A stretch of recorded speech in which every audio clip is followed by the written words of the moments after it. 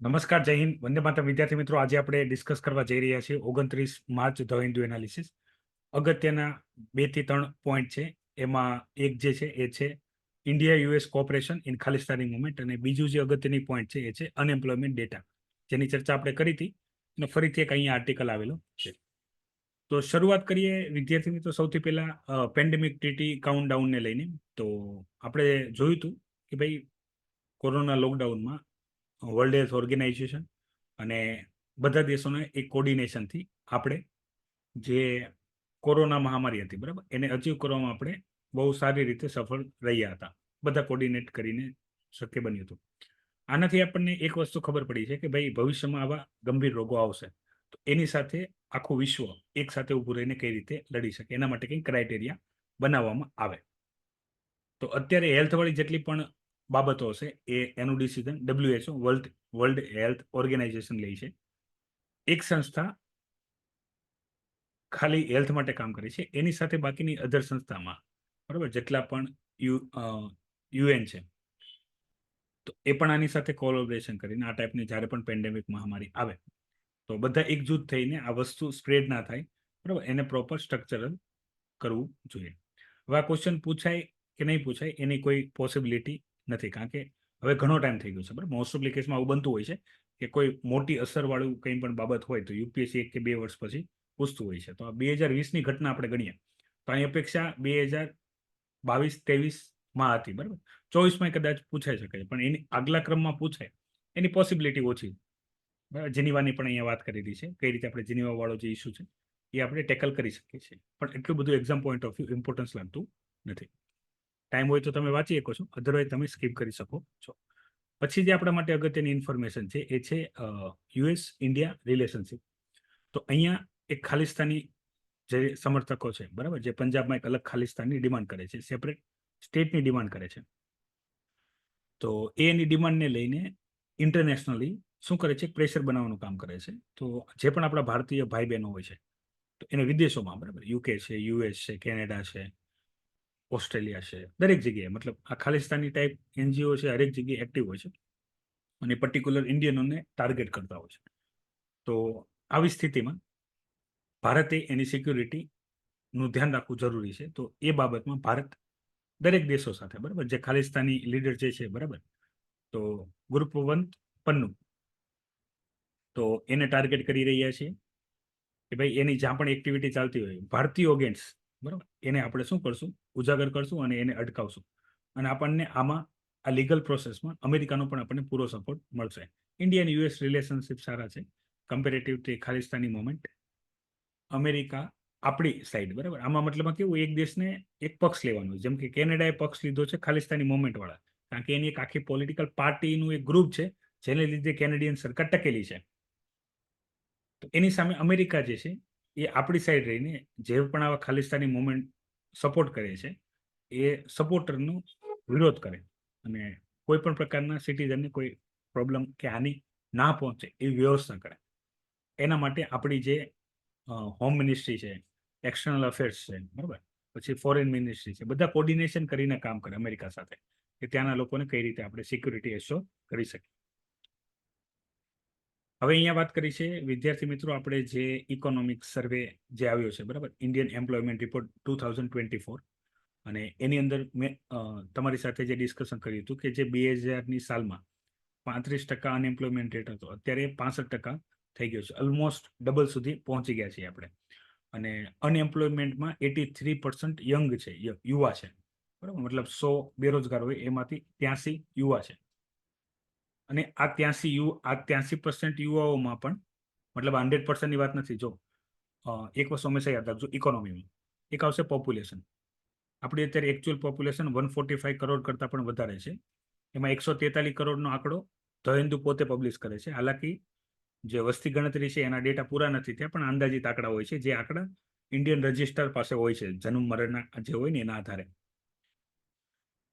તો આ થઈ ગઈ ભારતની કુલ વસ્તી, અને કહેવાય કુલ વસ્તી. પછી એક આવે વર્કિંગ પોપ્યુલેશન. વર્કિંગ પોપ્યુલેશન મતલબમાં અહીંયા આપણે લઈએ 18 વર્ષથી લઈને 60 વર્ષની અંદર, બરાબર, 60 થી 50 વર્ષની અંદર, બરાબર. આને કહેવાય વર્કિંગ પોપ્યુલેશન. કઈ પોપ્યુલેશન? વર્કિંગ પોપ્યુલેશન, મતલબમાં જે કામ કરી શકે છે એવી પોપ્યુલેશન. તો આ જે પોપ્યુલેશન છે એમાંથી કેટલાને કામ મળે છે અથવા કેટલા કામ કરે છે, બરાબર? આ થઈ ગઈ total working population. Total working population મતલબમાં જો એને કામ મળશે તો એ કામ કરશે, આને ટોટલ વર્કિંગ પોપ્યુલેશન કહેવાય. આ ટોટલ વર્કિંગ પોપ્યુલેશનના 83% કેવા છે? યુવા છે અને બેરોજગાર છે. હવે આ યુવા બેરોજગારમાં સૌથી વધારે શિક્ષિત બેરોજગાર છે. ધ્યાનથી સાંભળજો. આ યુવા બેરોજગારમાં સૌથી વધારે શિક્ષિત બેરોજગાર છે. એના મુખ્ય કારણ શું છે?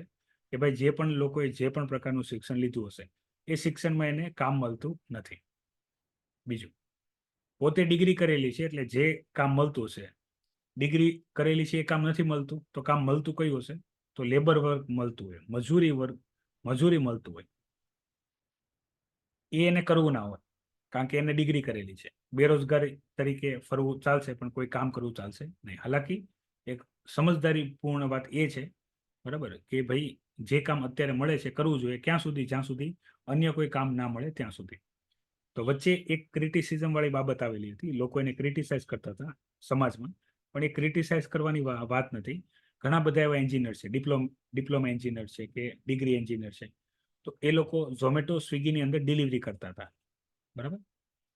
તો આ વસ્તુને ક્રિટિસાઇઝ કરવામાં આવી હતી કે ભાઈ એન્જિનિયરિંગ ડિગ્રી કરીને ડિલિવરીનું કામ કરે છે. હકીકત એને ક્રિટિસાઇઝ ના કરવું જોઈએ.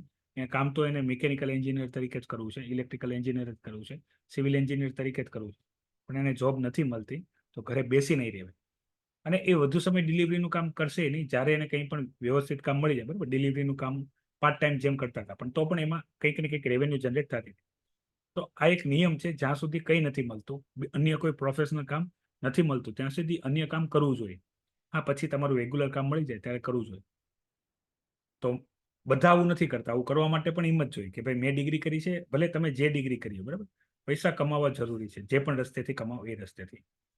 ઘરે બેસી રહેશો તો નકરાઈ સમયની બરબાદી જ થવાની છે. તો બેટર છે કંઈક કરો.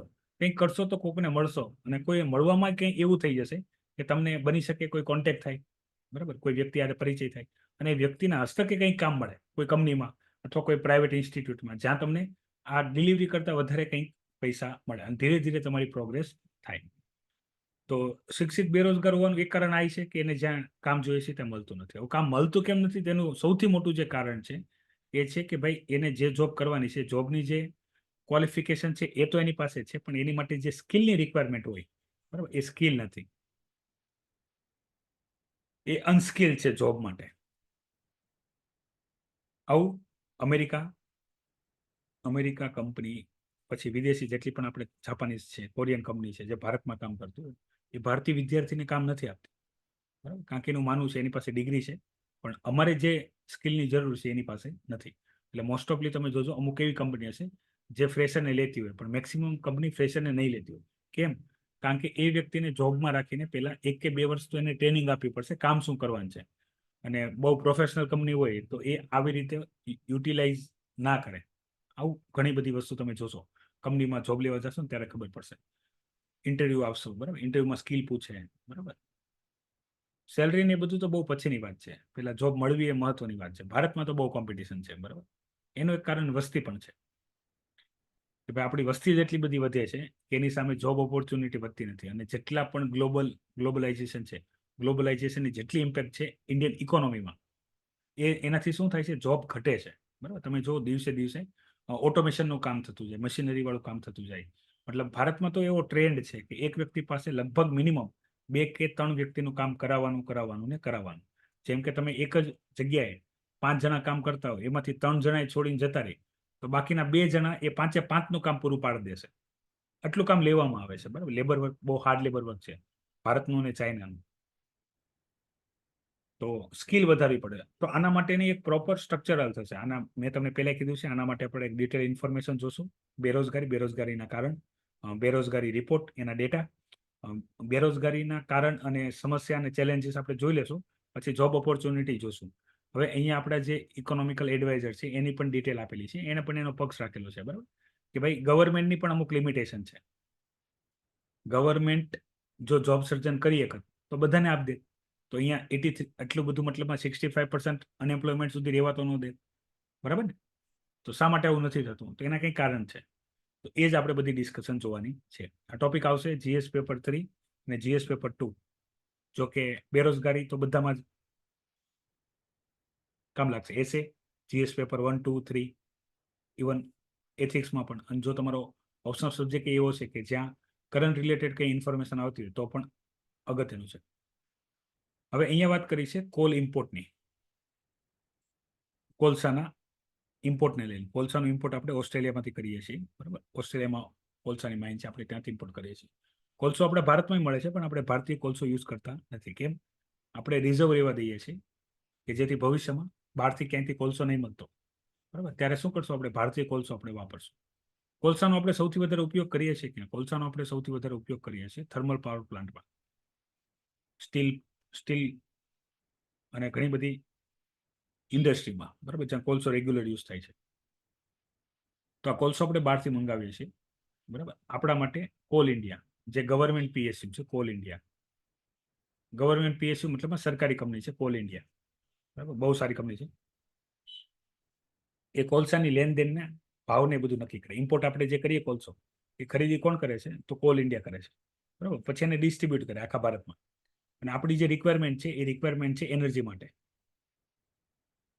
તો ભારત એક ડેવલપિંગ કન્ટ્રી છે, અને ભારતે ડેવલપિંગ કન્ટ્રીમાંથી ડેવલપ કન્ટ્રીમાં જવું હોય તો ઇકોનોમિકલ ગ્રોથ કરવો પડે. ઇકોનોમિકલ ગ્રોથ કરવા માટે ઇન્ડસ્ટ્રીયલ રિવોલ્યુશન થવું પડે. ઇન્ડસ્ટ્રીયલ રિવોલ્યુશનની બેઝિક રિક્વાયરમેન્ટ છે એ છે ઇલેક્ટ્રિસિટી, એનર્જી, બરાબર. અને ઇલેક્ટ્રિસિટી આપણે જે જનરેટ કરીએ છીએ 100%, એમાંથી 60% ઓર મોર દેન 60% આપણે થર્મલ પાવર પ્લાન્ટમાંથી કરીએ છીએ. થર્મલ પાવર પ્લાન્ટમાં પણ આપણી પાસે વ્યવસ્થા છે નેચરલ ગેસની છે, બરાબર. પણ સૌથી વધારે એમાં કોલસો યુઝ થાય છે. કોલસો વાપરવાથી સૌથી મોટી જે સમસ્યા છે, આપણે કરંટ અફેરના જે ટોપિક હતા સાયન્સના, એમાં આપણે ડિસ્કસ કર્યું હતું, એ છે કાર્બન ડાયોક્સાઇડનું ઉત્સર્જન. તો આની પછી આપણી પાસે જે ઉપાય રહી જાય છે એ છે કે ભાઈ આપણે રેડિયો એક્ટિવ સબસ્ટન્સનો ઉપયોગ કરી ન્યુક્લિયર પાવર પ્લાન્ટની અંદર એનર્જી જનરેટ કરી. એમાં કાર્બન ડાયોક્સાઇડ ઉત્સર્જન થશે નહીં, પણ એ લિમિટેડ છે. યુરેનિયમ માટે પણ આપણે બીજા દેશો ઉપર ડિપેન્ડ રહેવું પડે છે. એ આપે તો આપણું કામ ચાલશે, નકર ચાલશે.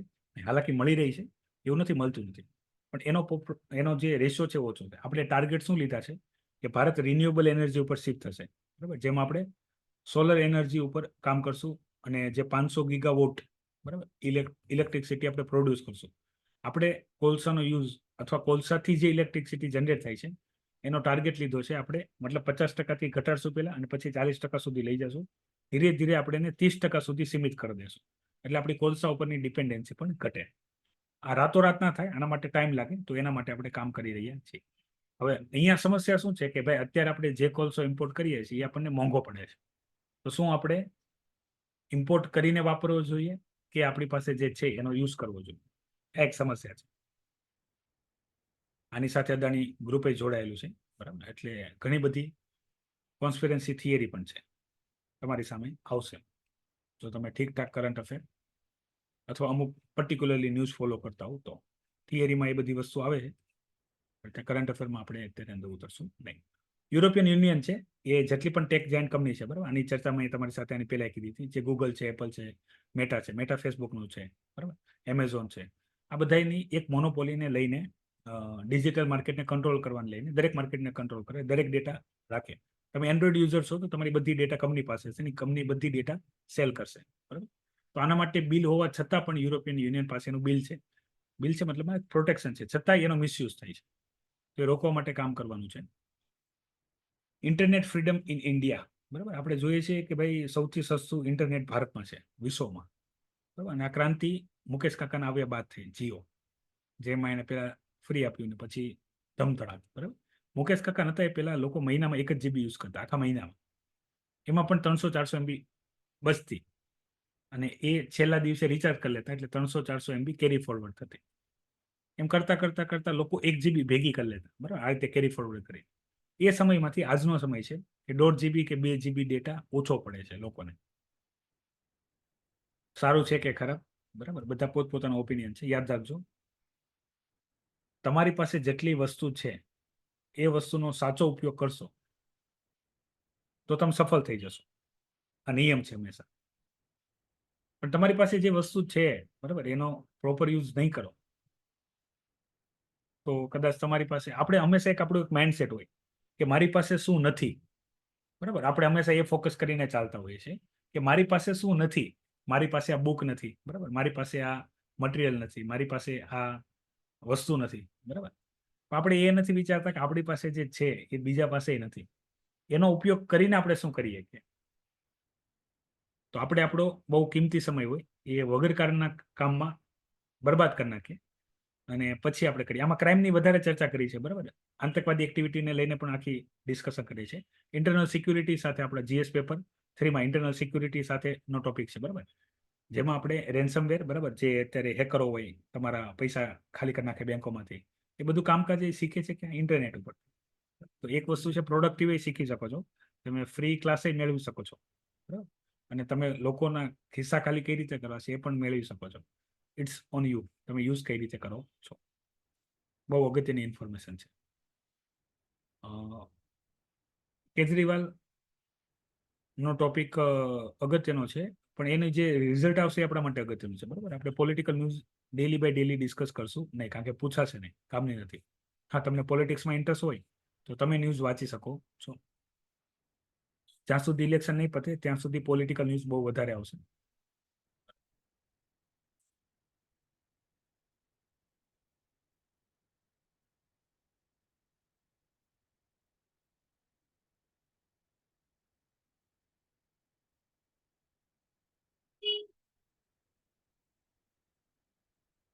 પેટ્રોલના ભાવને લઈને ફરીથી પ્રોબ્લેમ થશે. સાયબર સિક્યુરિટી રિસ્ક વધ્યું છે, આની પહેલા આપણે ઉપર જે ચર્ચા કરીએ તો સાયબર સિક્યુરિટીથી તમારે સચેત રહેવાની જરૂર છે, બરાબર. મેં તમને આની પહેલા ઘણા બધા લેક્ચર આપણે જોયા છે, એની અંદર મેં તમારી સાથે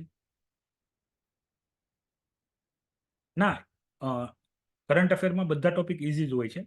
ખાલી 3 કે 4 મહિના જવા દો, તમારા બધા બેઝિક ક્લિયર થઈ જશે કરંટ અફેરના આધારે, એટલે તમને બધા ટોપિક ઇઝી લાગશે, બરાબર. અને જ્યારે તમારી થિયરી પૂરી થઈ જાય એટલે એનથી પણ વધારે ઇઝી લાગશે, બરાબર. તકલીફ શું છે, વિદ્યાર્થી અઘરું છે કરીને ટ્રાય નથી કરતા, અથવા એને પ્રોપર કોઈ ગાઈડ કરવા વાળું નથી હોતું. તો આવી કન્ડિશન હોય છે. બધું ઇઝી જ હોય છે, કોઈ વસ્તુ મુશ્કેલ નથી હોતી, બરાબર. મુશ્કેલ હોય છે કે જે બાળકનો જન્મ થયો હોય અને એના માતાનું મૃત્યુ થાય, એ બાળકનું જીવવું, બરાબર, એની જેટલું મુશ્કેલ કાંઈ નથી. પણ તો પણ એ જીવે છે ને, એ ટાઈપ. તો ગાઝામાં હજી પણ બોમ્બાર્ડિંગ ચાલુ છે, ઇઝરાયલ કરે છે. ગાઝા લોકોમાં જેટલા પણ હશે એટલા બધાને સાફ કરી દેશે. ભગવાનને પ્રાર્થના કરવા સિવાય આપણે હાથમાં કંઈ નથી. આપણે ગમે એટલી માનવતાની વાત કરીએ પણ માનવતાની વાત જે છે, બરાબર, યુદ્ધના સમયમાં શું થઈ જશે કોઈ ધ્યાન નહીં દે. કેટલા લોકો મરે છે, બાળકો, વૃદ્ધો, મહિલાઓ, બધા. ફિલિપિન્સ અને ચાઇનાનો એગ્રેશનને કંટ્રોલ કરવા માટે ચાઇનાની સામે એક્શન લેશે ફિલિપિન્સનો ભારત સાથે સપોર્ટ છે અને ભારત સપોર્ટ કરશે, બરાબર. ચાઇના બહુ એક્સપાન્શન ના કરે, ચાઇનાને રોકવું જરૂરી છે, બરાબર. ચાઇનાને બધા સાથે પ્રોબ્લેમ ચાલે છે, દરેક દેશો સાથે. ચાઇનાની બોર્ડર જેટલા દેશોને ટચ કરે છે એટલા દેશો, અને નથી કરતી એટલી તમામ દેશો, બધાની સાથે ચાઇનાના પ્રોબ્લેમ ચાલે છે. ચાઇનાની સામ્રાજ્યવાદી નીતિ અત્યારે પણ હાલની કન્ડિશનમાં એ પણ વર્ક કરે છે, બરાબર, કોમ્યુનિસ્ટ પાર્ટીની. શા માટે કરે છે તો એમાં એક્સપર્ટની ઓપિનિયન બધા અલગ અલગ છે, બરાબર. તો આ છે કરંટ અફેર, બરાબર. ટોપિક તો 2 જ કામના હતા, બાકી બધી ન્યૂઝ હતી જે આપણને ખાલી ખબર હોવી પડે. આજના માટે એટલી જ ઇન્ફોર્મેશન છે. કોઈ ડાઉટ કે ક્વેશ્ચન હોય તો કમેન્ટ કરો, નહીં તો લેક્ચરને વિરામ આપીએ. જય હિન્દ, વંદે માતરમ. એની ડાઉટ્સ?